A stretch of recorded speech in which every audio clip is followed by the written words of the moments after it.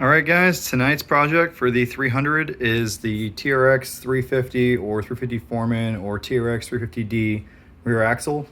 This is the most sought after rear axle. The Honda Big Red rear axle or the TRX 250 first gen rear axle is very strong as well. This one is a little wider, and decided to go with that for this 300. My other 300, the tan one, you guys know, that's a 250 rear end, great rear end. They last several years if you grease them. And the Honda Gate was a 350 Foreman as well. So I actually bought each and every one of these components separate on eBay because I kept trying to buy whole axles and they had rusted splines or whatever. So I wanted to make sure I had good hubs, good axle splines, good splines in the diff and everything. So it was actually cheaper to do that, by the way. I got this whole axle piece parted here for like 300 bucks. And everything's great. I just assembled it. So this was the brake hub. Used to have this kind of shit on there where your brake lines would hold. I did a brake hub delete. Kind of was a sin because it had really nice brake pads and it probably would have worked fine. That's the outer cover that used to be bolted on there. It's really easy to do with the table saw. You just cut until you end up with that. Some people go even farther with a grinder and smooth it out. I might do that, but I probably won't. Bolt it all together. One thing people mess up with these all the time is there's actually a sequence to it if you take it apart and understand what's going on. So took everything, cleaned all the splines thoroughly. I used Moly-based RBC grease on all the splines, and then just regular red and tacky to paint the axle shaft and stuff. And for the bearing, you see them red and tacky there. I put those on the bearings. New seals, obviously, even though it's going to get grease. I'm going to put a grease zerk on the cap, put a grease zerk here, put a grease zerk here, and a grease zerk on the swing arm, whenever my swing arm gets here. But anyways, when you're assembling this, the procedure is take your diff, set it on the bench, stick the axle through, grease the splines on the axle shaft, grease the splines in the spool or your ring gear, slide it through. Then you assemble this side. So you put this tube on, come on this side, put this tube on, bolt on your bearing carrier, and then, this is the thing that messes up, you torque this nut first. There's a little washer in there that when you torque this nut, it loads it against these two inner bearing races to the hub. So this side's supposed to be loaded first, right? So you torque that down and load it, and once you do that, you come over to this side and you torque this nut. This nut loads it against this bearing race. But that's just the way that I found works the best. I didn't buy all new O-rings, so I put Ultra Gray. You can see some Ultra Gray squirting out.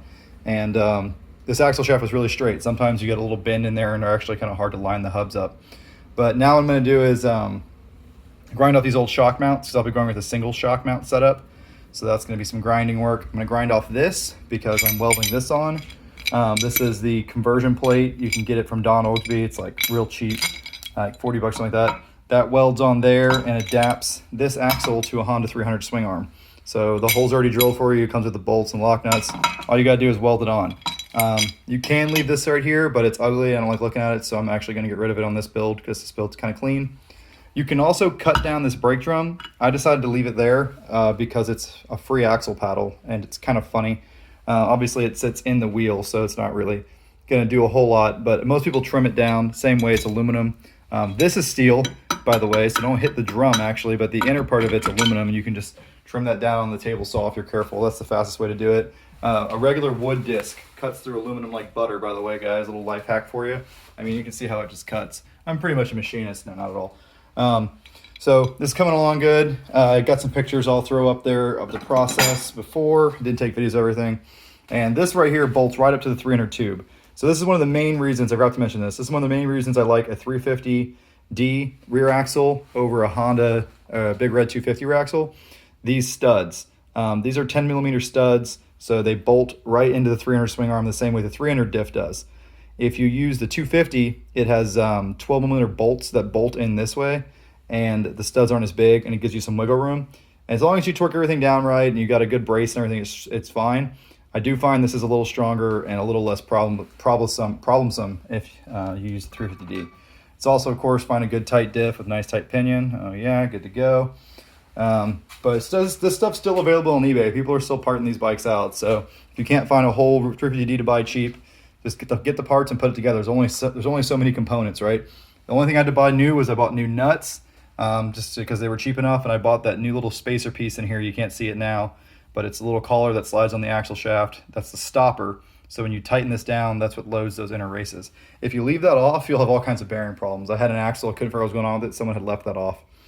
I'm not going to bother cutting these off. This is the old hitch mount. Don OXB also sells a bracket, by the way, that bolts here to give you a shock mount for the 300 conversion. I'm doing a monoshock and axle paddle, so this is going to get cut off right here from my axle paddle anyways. So I'm not even going to bother messing with that, but I'm going to cut all these off. So time to bust out the mini grinder and go to town and make a huge mess in the garage.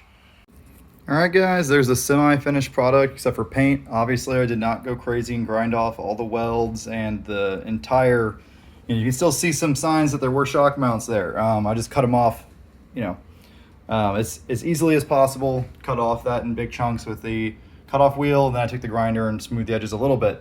But that's the theme you'll see in almost all my builds is not perfection, but getting the most bang for your buck. Not really bang for buck, most efficient time-wise, because I have a small fleet of vehicles to maintain. So while I was doing that, I was draining oil on these two because I changed the diff oil just about every ride, stuff like that. So you got to be efficient when you're maintaining a bunch of junk. But that's how it's going to roll. Probably not going to put the axle paddle on at first. I'll probably ride it around stock, or not stock, with the 30 Aztecs. I'm not even going to run the 30 Aztecs in the stock rear end. I'm going to take that rear end off and preserve it. All the mods I do to this bike are going to be bolt-on, so no frame mods, no body lift, none of that crap. And it'll be as stock looking as possible, and I could put it back to stock in a matter of a few hours if I wanted to. The whole stock swing arm assembly is coming off, and the stretch swing arm assembly is going on, and the 300X shock is going to mount in the stock place and all that. So should be pretty clean. All I need now is my 54% gear reduction, which Cody should be getting to me very soon. Very excited. And the swing arm stretch. And this thing will be ready to go through some serious mud. As far as snorkeling it goes, haven't tackled that yet, and I am dreading cutting a hole in the fender. I thought about going to do a stealth snorkel through here, but I couldn't find the piece of pool spa hose I used to do that last time. So not really sure what I want to do, but I really don't want to cut a hole in these plastics because they're in really good shape and they're kind of hard to find. Yeah, I don't know. I'm not sure what I'm going to do. A center snorkel would be nice because on this bike, you just don't not really a headlight to block or anything. It does take a little extra plumbing to get the pipe right here. But I always have to keep the pipe away from my racks. I don't like wasting rack space for the snorkel.